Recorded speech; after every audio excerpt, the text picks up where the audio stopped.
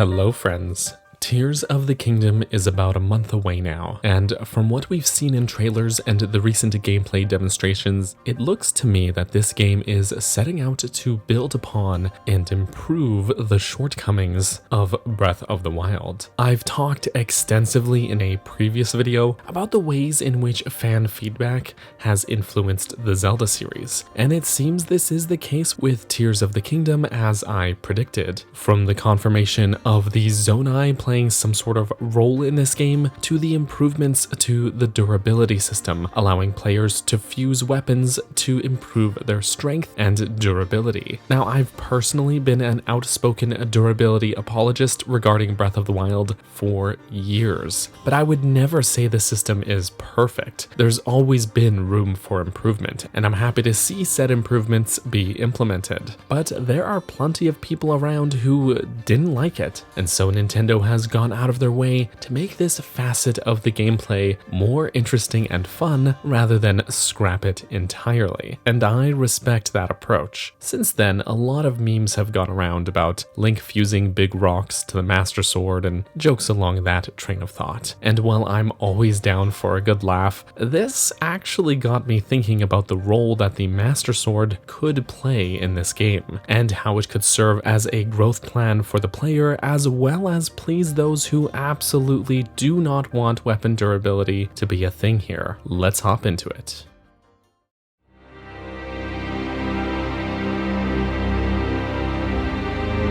In Breath of the Wild, the Master Sword was damaged and separated from Link 100 years prior to the events of the game, requiring us to seek out and extract the blade once again. However, the sword was not at its full strength, and so by completing the Trial of the Sword, it could be restored, effectively doubling its damage output. By the end of the game, Link still has the Master Sword, and we've seen him with it in trailers and promotional screenshots for Tears of the Kingdom as well. It seems that in some ways history is repeating itself though, and the sword is being damaged by malice again, but this time in a much more drastic way. I previously theorized that this could be what spurs Link on his quest, with the general objective of seeking out a way to repair the sword before confronting Ganondorf, and I still believe that, but I'd like to elaborate on it and take it a step further. Just what role could the sword play in the story, and what will that look like in terms of gameplay? Based on the most recent trailer, I think it's a safe assumption that this moment is when the sword gets damaged. Link and Zelda confront Ganondorf early on in the game and lose, with malice damaging both the Blade of Evil's Bane as well as Link's sword arm. This renders the blade in this condition, a melted remnant of its old self. One would assume that this means the sword is unusable, and yet if we look at this screenshot, we can see that Link has the broken sword on his back, meaning he can still have the blade equipped even in this state. So what I am thinking at this time is that the Master Sword could actually be a permanent fixture in Link's inventory this time around. We do see him drop it briefly in this trailer, but at some point he must go back and retrieve it in order for him to have it here, right? What I would propose then is that we could, if we want, always use the sword and that it could have unlimited durability. However, in these early moments of the game, the sword being so mangled would have an absurdly low damage output, so low in fact that it would incentivize us to still go out of our way to collect and use weapons around the world to give ourselves a better chance in combat. Of course, this wouldn't be the case for the entire game, but it opens up the possibility for what could be an interesting line of progression for us, the player, in addition to gaining more hearts and stamina. If dungeons are a thing, then these tiers that many have theorized about would be our goal to collect this time around, our dungeon MacGuffins, if you will, and that these could be some sort of manifestation of force that could be used to repair and power up the Master Sword.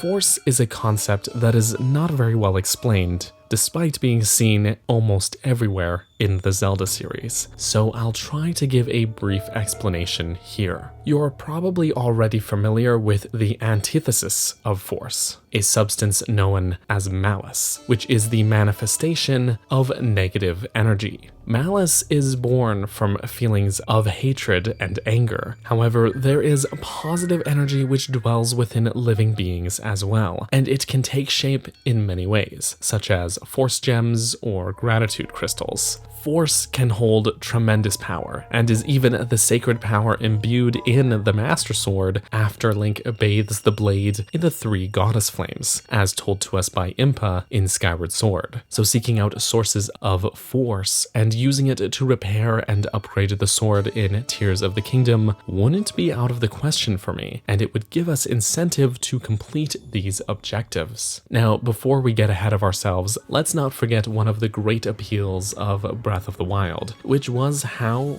optional everything was. The game's 4 main dungeons, the Divine Beasts, could be skipped entirely, but the game did reward us for doing them, with new abilities as well as the Divine Beasts assisting you in the battle against Calamity Ganon. Likewise, I think it would be a good idea for Tears of the Kingdom to retain this level of agency, but knowing in lore that the Master Sword is one of only a handful of weapons that have the power to drive back evil, they could make it so that the Master Sword is what will give us that edge in the final boss battle, much the same as the Divine Beasts did. So depending on how many dungeons, if they are a thing, that we complete in this game and how much we choose to upgrade or restore the sword, that could directly correspond to how much of an advantage we have in the final battle against Ganondorf. For those who want to speedrun or just rush to the final boss for some added challenge, they could do so and confront the King of Evil with just this thing in hand. Or they could play the long game,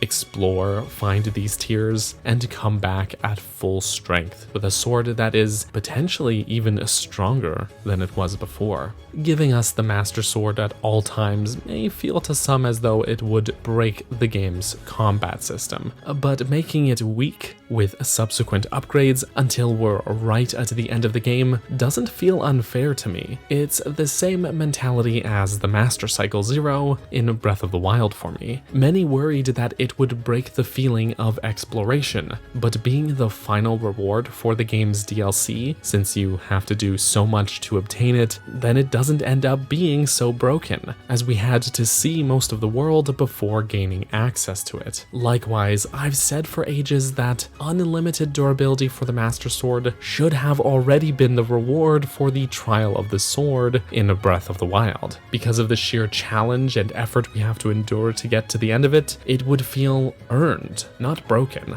I think with Tears of the Kingdom, there is the opportunity for this to be worked in effectively and take that opportunity that they missed with Breath of the Wild. If the sword's true potential is not unlocked until basically the end game, then we still will have plenty of time and incentive to use other weapons, play around with fusing, and make use of the materials available to us scattered around the world. Besides, options are always good, and not everybody feels so creatively inclined to craft their own weapons, so having the option to fall back on the Master Sword surely couldn't hurt, right? Likewise, I could see people having fun with challenging themselves. Imagine the sword in this state having a damage output as low as even just 1, making a torch or tree branch even stronger in combat initially. You bet your butt people would be doing level 1 Master Sword only runs of this game, and how fun would that be? In the end, it just would end up being one more gameplay option, one more choice that we could make. But of course, this is all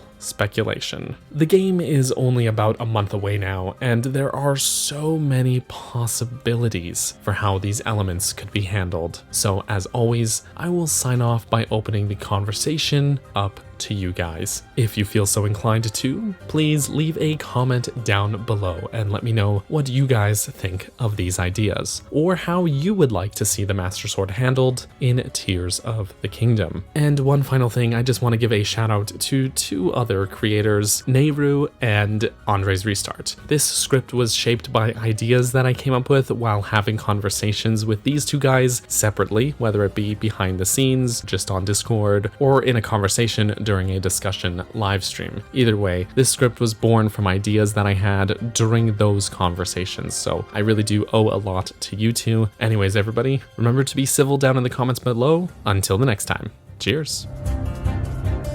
Thank you all so much for watching. Before we end this off, I just wanted to say thank you to the lovely people who supported me on Patreon or here on YouTube as a channel member, including but not limited to Grey Mage, Brenda, Tetra, Callie, Hylian West, Justin, Midnight Naomi, and Bunny. Thank you all so much for the support and for watching, and I will catch you all next time. Bye-bye.